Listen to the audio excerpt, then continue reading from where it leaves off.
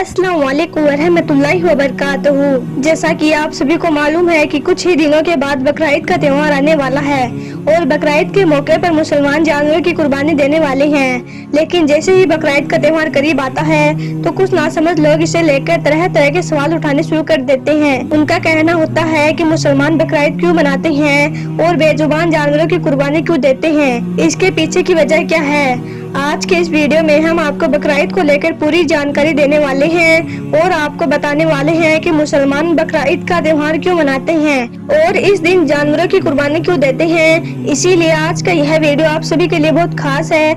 आप हिंदू हो या मुसलमान, आप इस वीडियो को आखिर तक जरूर देखें और मेहरबानी करके इसे शेयर भी कर दें ताकि बकरीद के आने से पहले यह जानकारी और भी लोगों के पास पहुंच जाए। तो चलिए शुरू करते हैं। जैसा कि आप सबको मालूम है कि हर त्योहार को मनाने के पीछे कोई न कोई वजह या कहानी जरूर होती है। उसी तरह से बकरीद को मनाने और कुर्बानी देने के पीछे भी इस्लाम में एक वाक़या है।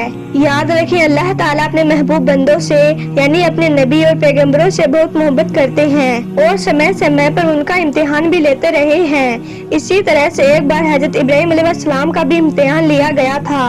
हजारों साल पहले की बात है। एक रोज हजरत इब्राहिम अलैहिस्सलाम अपने घर में आराम फरमा रहे थे कि उनकी आंखें लग गई, यानी कि आप पर नींद गालिब हो गई। तभी आप अलैहिस्सलाम ने अपने ख्वाब में देखा कि अल्लाह ताला आपसे फरमा रहे हैं, ए इब्राहिम, आप अपनी सबसे प्यारी और सबसे अजीज चीज को मेरी राह में कुर्बान करो।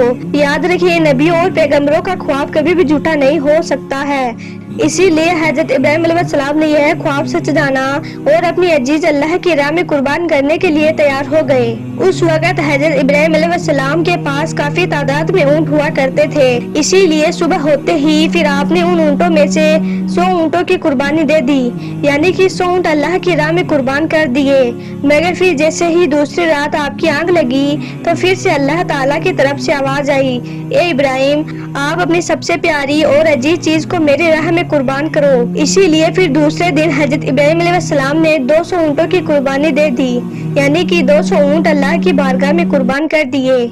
मगर फिर तीसरी रात जैसे ही आपकी आंख लगी तो अल्लाह ताला की फिर से वही आवाज आई कि ए इब्राहिम, आप अपनी सबसे प्यारी और अजीज चीज मेरी राह में कुर्बान करो। यह सुनकर आप अलैहिस्सलाम सोचने लगे कि मेरे लिए तो सबसे प्यारी और सबसे अजीज चीज मेरा बेटा इस्माइल है। आप सोचने लगे कि अल्लाह ताला कहीं ये देखना तो नहीं चाह रहा है कि मैं सबसे ज्यादा प्यार अपने फर्जंद यानी अपने बेटे इस्माइल को करता हूँ या फिर अपने खालिक हकीकी से। हम आपको बता दें कि हजरत इब्राहिम अलैहिस्सलाम और हजरत हाजरा के सिर्फ एक ही बेटा था। वो भी काफी दुआ और मन्नत करने के बाद अल्लाह ने आपको बुढ़ापे की उम्र में अता किया था। इसीलिए हजरत इब्राहिम और हजरत हाजरा अपने बेटे इस्माइल से बहुत प्यार करते थे। मगर जैसे ही आप अलैहिस्सलाम ने अल्लाह का यह हुक्म सुना तो आपने इरादा कर लिया कि वो अपने सबसे अजीज और सबसे प्यारे अपने बेटे इस्माइल को अल्लाह की राह में कुर्बान कर देंगे। फिर दूसरे रोज हजरत इब्राहिम अलैहिस्सलाम ने अपनी बीवी हजरत हाजरा से कहा, ए हाजरा, अपने बेटे को गुस्ल कराओ, नए कपड़े पहनाओ और खुशबू लगाकर बिल्कुल दूल्हे की तरह तैयार कर दो। आज हम अपने एक दोस्त के घर दावत पर जा रहे हैं। यह सुनकर आपकी बीवी हजरत हाजरा बहुत खुश हुई और खुशी खुशी से अपने बेटे हजरत इस्माइल को तैयार करने लगी। फिर जब हजरत इब्राहिम अलैहिस्सलाम अपने प्यारे बेटे इस्माइल को लेकर फिलिस्तीन से मक्का की तरफ रवाना होने लगे, तभी आपके घर में एक शैतान दाखिल हुआ और वो आपकी बीवी हजरत हाजरा से कहने लगा, ए हाजरा, क्या तुम्हें पता भी है तुम्हारे प्यारे बेटे को कहाँ ले जाया जा रहा है? तुम्हारे बेटे को किसी दोस्त के घर दावत पर नहीं ले जाया जा रहा है, बल्कि तुम्हारे प्यारे बेटे इस्माइल को कुर्बानी करने के लिए ले जाया जा रहा है, यानी कि मारने के लिए ले जाया जा रहा है। यह सुनकर आप अलैहिस्सलाम की बीवी हजरत हाजरा ने कहा, मैं अपने इब्राहिम को अच्छी तरह से जानती हूँ, भला एक बाप अपने बेटे को क्यों मारेगा? यह सुनकर शैतान ने कहा, तुम्हारे इब्राहिम ने एक ख्वाब देखा है जिसमें अल्लाह ने तुम्हारे प्यारे बेटे इस्माइल की कुर्बानी मांगी है, इसीलिए इब्राहिम इसको कुर्बान करने के लिए ले जा रहे हैं। यह सुनकर आपकी बीवी हजरत हाजरा फकर से कहने लगी, ए शैतान, तुम पर लानत हो। अगर मेरा बेटा अल्लाह की राह में कुर्बान होने के लिए जा रहा है तो मेरे लिए सबसे बड़ी खुशी की बात क्या होगी? यह तो मेरा एक बेटा है। अगर मेरे पास हजारों इस्माइल भी होते तो मैं खुशी खुशी उनको अल्लाह की राह में कुर्बान होने के लिए दे देती।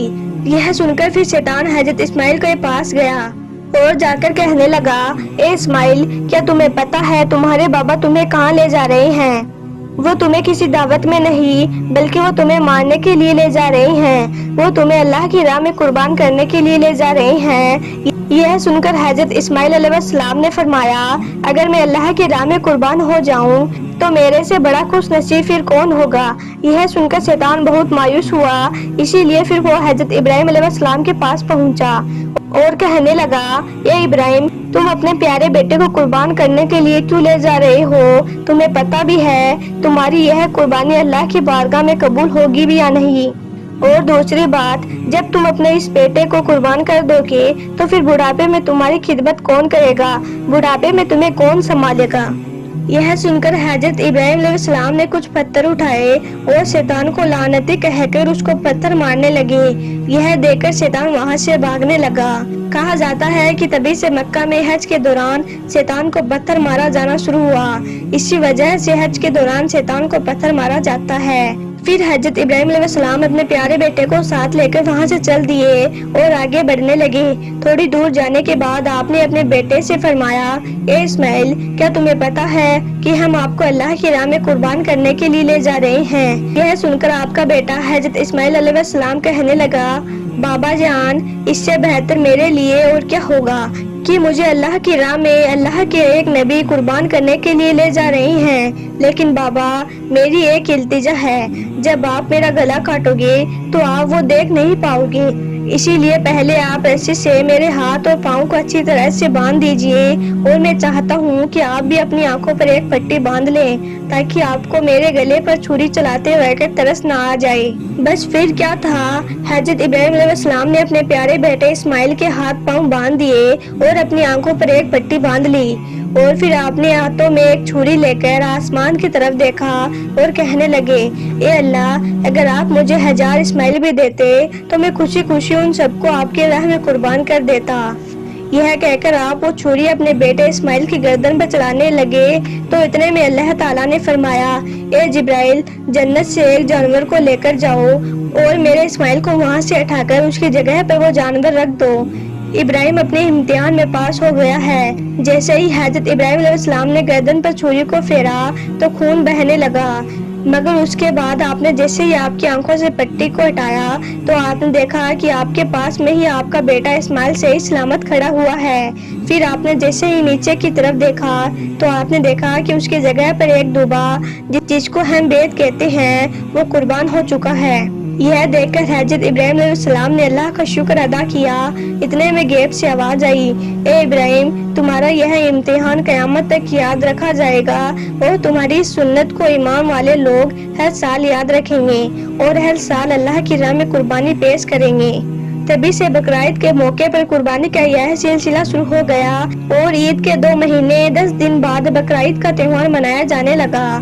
ہمارے بھارت، پاکستان، بنگلہ دیش جیسے دیشوں میں 3 دن تک یہ تہوار منایا جاتا ہے، جبکہ گلف دیشوں میں 7 دنوں تک یہ تہوار منایا جاتا ہے، جس میں دوبا، بکرا، اونٹ اور حلال جانوروں کی قربانی کی دی جاتی ہے۔ یاد رکھیں، قربانی کے گوشت کو 3 حصوں میں بانٹا جاتا ہے۔